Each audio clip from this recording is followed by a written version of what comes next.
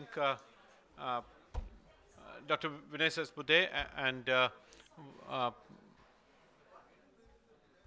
Ashok Jainji, please come. Professor T.C. James and Mr. Ganju.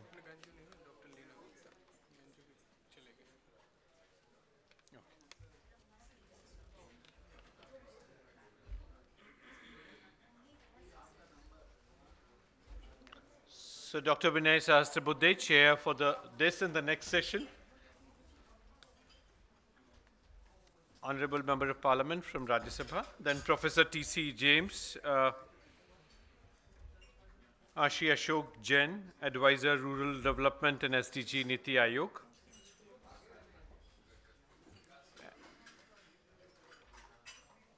So now I request the chair to lead us through this session.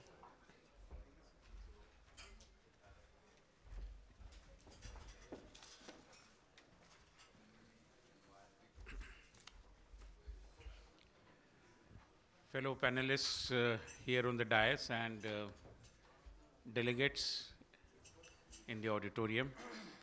Normally in seminars like this, the scenario before the lunch is very encouraging. And the post-lunch, it starts depleting the number and the enthusiasm also. And when we come to the fag end of the whole thing, people start looking at the wristwatches, basically to know about as to when exactly this is going to end. But this is an important session in the sense that we will be discussing the multidimensionality and in the course, as I understand, the interconnectivity of the Millennium Development Goals, and the very idea of interconnectivity and multidimensionality, I believe, brings the entire subject matter very close to the concept of integral humanism. And therefore, I attach great importance to the session, and I'm sure with very enlightening comments which we are going to listen from the fellow panelists, this is going to be a wonderful session. I don't require to speak right in the beginning. Whenever and wherever I feel like I may intervene, and at the end of the whole thing, I may give some concluding remarks, which should be in tune with the science of conducting these kinds of seminars. And therefore, without any elaborate introductory remark as such, I would request Shri Ashok Jain, who is the advisor with the Niti Aayog and specially handling the rural development and sustainable development goals, kindly to make a presentation on this subject of multidimensionality of sustainable development goals for harmony between man and nature. Shri Ashok Jain. Thank you, Chair. Friends, in fact, it has been a very rewarding experience since morning, listening about the views based on the philosophy of Pandit Deen Dayal Upadhyay ji and linking it with the Sustainable Development Goals and our own ethos coming from ancient time.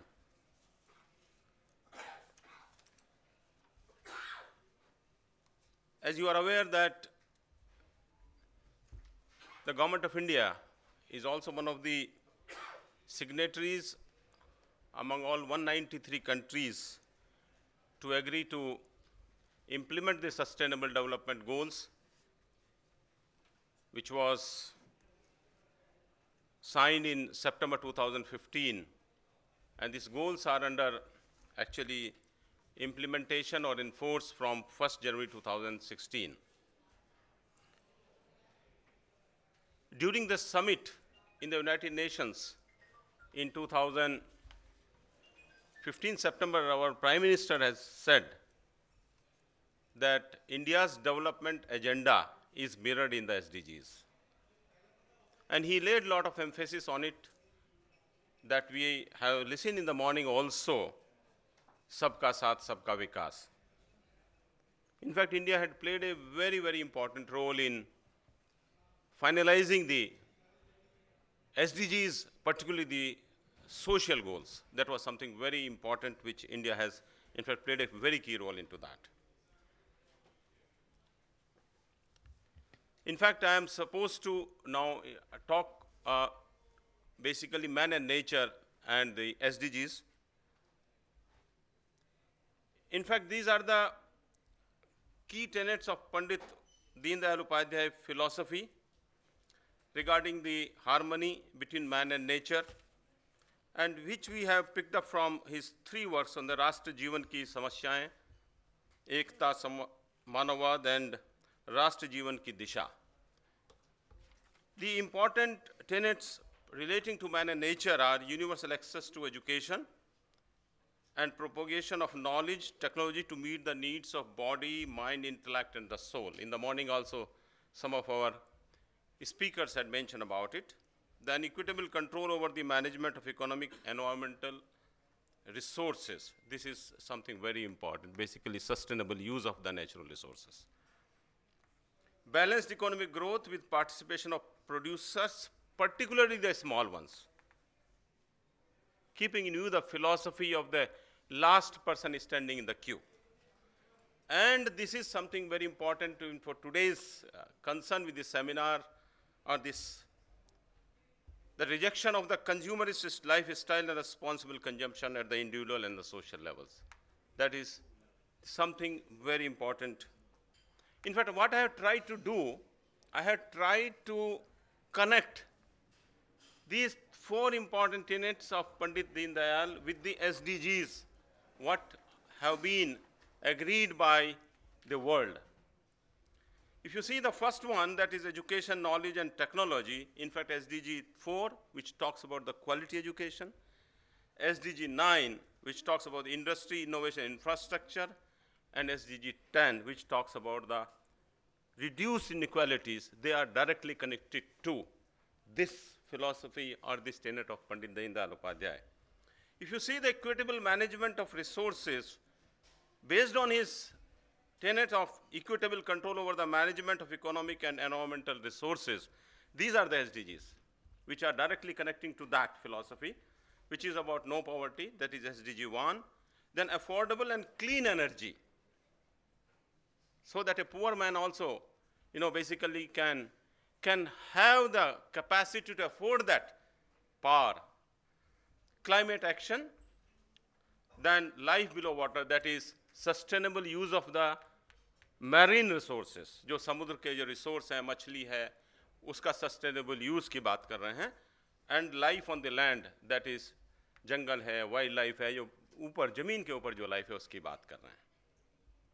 उनका जो next tenant है जिसकी मैं बात कर रहा था, balance growth and participation of all, particularly the small producers. SDG 1 again gets connected to it. SDG 9 gets connected to it, that is industry infrastructure. SDG 2, that is zero hunger, which includes also the sustainable agriculture, nutrition and sustainable agriculture. SDG 10, which talks about the reduced inequality, and SDG 11, which talks about the sustainable cities and communities. And this is the 4th one, which is very important for this today's discussion, is that what he said is the rejection of the consumerism and responsible consumption. And you can see these SDG which are related to it are SDG 12, which is directly responsible consumption and production, climate action, affordable energy, life below water, life and land. So if you see the tenets of Pandit Deen Dayal Upadhyay, they are already what he said a long time back by him. They are connected to some or other SDG. That's why the Prime Minister said that our India's development agenda is already mirrored in the SDGs. There is nothing new we are saying, but question is the SDG can become an instrument for carrying forward the development agenda. That's the point basically. I just wanted, since I deal this subject in Niti Aayog at the country level, I thought I will just give a little bit idea as to what's happening in the country in the SDG sector, and it will be a very good dissemination of information and seeking all your help to disseminate it further to everybody that what's happening in the SDG. The national strategy for the SDG is, first what we have done is that we have done the mapping of all the central ministries and the programs, what is being run, and initiatives of the Government of India. That's one. Second thing, indicators have been identified, what the United Nations said, and these indicators had been put in the public domain by the MOSPI, Ministry of State Program Implementation, and now they are at very advanced stage of approval. It's at the cabinet level now. Then we have conducted, as Professor Sachin Chaturvedi was telling in the morning, the RIS, Niti Aayog, United Nations together, we have conducted more than 16 national consultations on the SDGs, and we are also doing the regional consultations on specific issues, like we did one in Cochin, and we had called only the coastal states who are related with the marine ecosystem. Then we have also done the dovetailing in the national development agenda with SDG, means which scheme which can be connected to which SDGs, so that ultimately, like morning we were saying, that you require some statistics also to report at the United Nations where India stands. Then, and we are in the process of developing a dashboard also, so that the information which is flowing from the states, ministries, so that automatically the information is captured. Then meticulous implementation of the SDG scheme with the SDG goals, and the rigorous outcome based, that is what I mentioned about the dashboard. I just wanted to give, I'm not discussing these programs, but I just thought to list out few programs related to the man and nature particularly. There are many programs, but they are directly related to the man and nature and vis-a-vis the SDGs. That is like Green Revolution, we were talking in the morning. Then Neel Kranti Mission, that is Blue Revolution, that is with the fish production. Then Pradhan Mantri Ujjwala Yojana. This is something very important I wanted to point out here. In 2016, this program was initiated by the Prime Minister. From 16 to now, 2.8 crores new LPG connections have been provided in the name of women, to the poor women particularly. Why I'm mentioning this? This has not only helped the drudgery of the women to go and collect the woods, but it has also saved the trees and the forest. And it has provided comparatively better health. And she has more time now to spend either with the children or to provide them some education, or at least her health is not getting spoiled due to the smoke. That's one thing. Then Mahatma Gandhi National Rural Employment Guarantee Program, Livelihood Mission, Food Security, then you know the River Conservation Program, Namami Gange, Swachh Bharat, like that. And the last program is National Mission for a Green India. And these programs are directly related to the nature, and they are connected to one or other SDGs. In fact, this is something very important which India voluntarily agreed at global level. What India said is that under the national development contributions, nationally determined contributions, India has committed to reduce emission intensity per unit of GDP by 33 to 35% by 2030, with reference to 2005. Second, India also said that we will create an additional carbon sink of 2.5 to 3 billion tons by additional forest or tree cover. That's a huge target. India voluntarily took the target. And third is the 40% of electric installed capacity from non-fossil fuel. Means we will reduce the consumption of the coal, and we will go for more of clean energy like solar and wind energy, or maybe what we are talking various other forms, or the small hydropowers.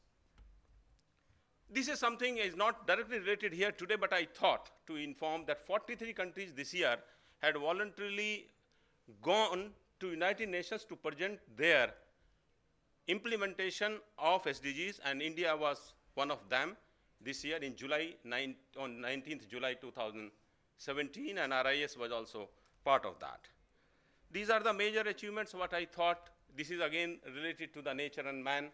You know that more than 60% of expenditure under MG Narega, which has about 48,000 crores, goes on natural resource management, that is land or related activities of water, water conservation, and this one. Then as minister was also saying, in fact, my information was 62 million, soil health cards. लेकिन सुबह अभी मंत्री जी, कृषि मंत्री जी कह रहे थे करीब 9.25 करोड़ की बात कर रहे थे कि इतने सॉइल हेल्थ कार्ड इशू हुए हैं. इसका सबसे इंपॉर्टेंट चीज ये है, ये क्यों इशू हो रहा है, आई थिंक सबको मालूम होगा. ज़्यादातर क्या रहता है, यूरिया डाल देते हैं, एनपीके डालेंगे ये, लेकिन हो सकता है कुछ माइक्रोन्यूट्रिएंट्स की कमी हो, इसलिए उसकी प्रोडक्शन कम है. तो सॉइल हेल्थ कार्ड से एक ये पता लग जाएगा कि हमारी ज़मीन में क्या कमी है, उसकी हेल्थ में क्या कमी है, उसको उसी टाइप की डोज दी जा सकती है ताकि प्रोडक्शन बढ़े. दूसरा इसमें था कि ऑर्गेनिक फार्मिंग के ऊपर काफ़ी बूस्ट दिया जा रहा है. जैसे आपका सिक्किम स्टेट तो ऑलरेडी ऑर्गेनिक बन गया है, नेशनल फिशरीज एक्शन प्लान है. This is something I thought of sharing with you. 3 important decisions have been taken by Government of India as per this, after the submission of the report on Swachh Bharat Abhiyan by the subgroup of Chief Minister. One is waste to energy. In fact, whatever the energy is produced from the waste shall be, I am using the word shall be, mandatorily purchased by the DISCOMs at the rate fixed by the regulator. It means whatever the waste is there, you convert the waste, it doesn't create the health hazards, convert it to energy wherever possible and it will be purchased. Second thing, कि जिस waste से city area के अंदर compost बनेगी, उस पे 1500 रुपया पर metric ton market development assistance दिया जाएगा. इसका आइडिया यह है ताकि केमिकल फर्टिलाइजर कंजम्पशन कम हो, ऑर्गेनिक फर्टिलाइजर कंजम्पशन बढ़े और सॉइल की हेल्थ बढ़े, और कूड़ा करकट जो इकट्ठा हो रहा है उसको एक, जैसे प्राइम मिनिस्टर बोलते हैं, wealth to waste, waste to wealth. This is basically this what he is talking about. तीसरा इसमें हुआ कि जो कंस्ट्रक्शन एंड डिमोलिशन वेस्ट है, जो हम बिल्डिंग गिरा देते हैं, कुछ काम चलता है बिल्डिंग का, I am sorry, I am just taking 2 minutes मोर, करीब 25 से 30 मिलियन टन कंट्री के अंदर प्रोड्यूस होता था. वो कहाँ जाता था? तालाब में, किसी नाले में, नदी में, कहीं डाल देगा. उसका नुकसान क्या होता था कि पानी का कंजर्वेशन नहीं है, जितने तालाब थे वो भर गए, उस पर रियल एस्टेट डेवलप हो गए. BIS ने क्या, ब्यूरो ऑफ इंडियन स्टैंडर्ड्स ने इसके स्टैंडर्ड्स बना दिए हैं, और एनवायरमेंट एंड फॉरेस्ट मिनिस्ट्री ने वेस्ट मैनेजमेंट रूल्स के अंदर जो है इसके एक construction and waste management rules का नोटिफिकेशन कर दिया, जिसमें कि जितनी गवर्नमेंट कंस्ट्रक्शन होंगी उसमें 10 से 20% तक इससे जो मटेरियल प्रोड्यूस होगा कंस्ट्रक्शन डिमोलिशन वेस्ट से, वो यूज़ किया जा सकता है subject to the quality standards. तो ये बहुत बड़ा इसका एडवांटेज क्या हुआ कि जो आपके नेचुरल रिसोर्सेज हैं उस पर इसका काफ़ी फर्क पड़ेगा. कहीं आदमी तालाब में जाते मट्टी लाता था या उसमें नदी से रेत लाता था, कम से कम जो यहाँ प्रोड्यूस होगा उसको पार्टली आप यूज़ कर पाएंगे. This is something very very important decision. और दूसरा, ये बाकी चीज़ें तो मैंने बात की थी इसकी, ऑर्गेनिक फार्मिंग वगैरह की. तो this is all about that. एक चीज़ मैं यहाँ ज़रूर कहना चाहूँगा कि अभी हम लोग कोचीन में थे तो हमारे यहाँ करीब करीब मैरीन फिशरीज का प्रोडक्शन करीब 3.5 मिलियन टन्स है अभी रफली. मैक्सिमम प्रोडक्शन 4 मिलियन टन्स तक जा सकता है. इशू ये आ रहा था कि जो ये मछली पकड़ते हैं समुद्र से, तो उसके साथ साथ क्या होता है कि बाई कैच बहुत आता है. बाई कैच का मतलब है कि छोटी मछली है, बाकी और चीजें हैं, तो उससे क्या होता है कि हमारा जो नेचुरल रिसोर्स है मरीन सिस्टम में वो डिप्लीट हो रहा है. तो उसके अंदर क्या नई टेक्नोलॉजी आए, कैसे बाई कैच नहीं आए, और कैसे हम इसको ऐसा करें कि हमारे समुद्र की जो हेल्थ है वो भी इम्प्रूव हो. तो ये सारा का सारा SDG से रिलेटेड है.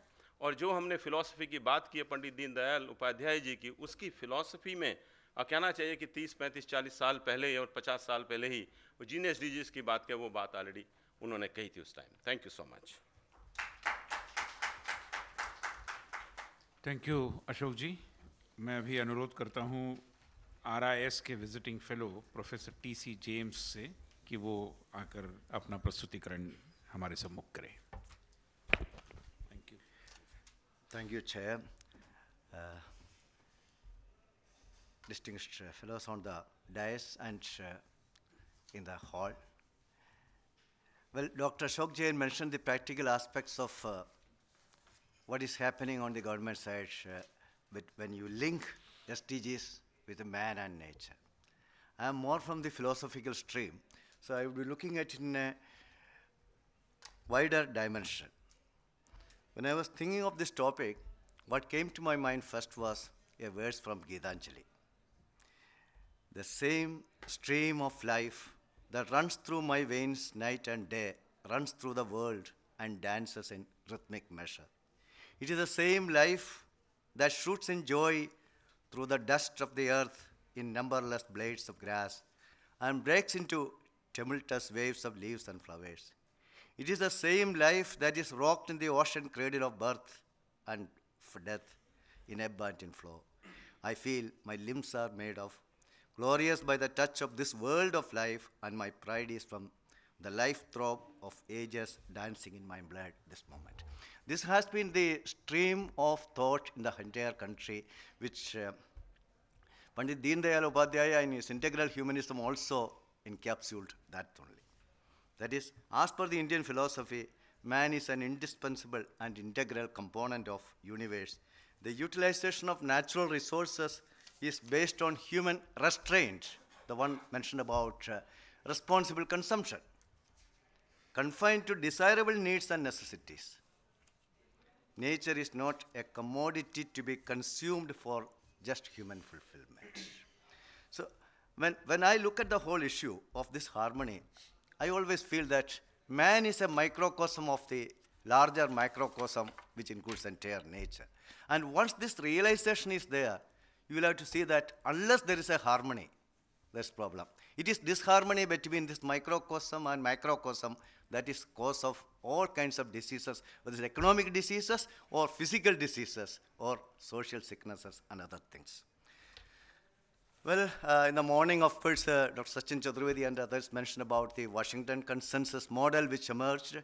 I would rather put it a little behind because in my understanding of economics, these things, I put it back to the Adam Smith days and Karl Marx times when they spoke about the self-interest as the one which is guiding capitalism, or the tools of productivity is the one which is leading to all this and all that. Anyway, but the fact remains that that model has been a lot of problems it has been causing.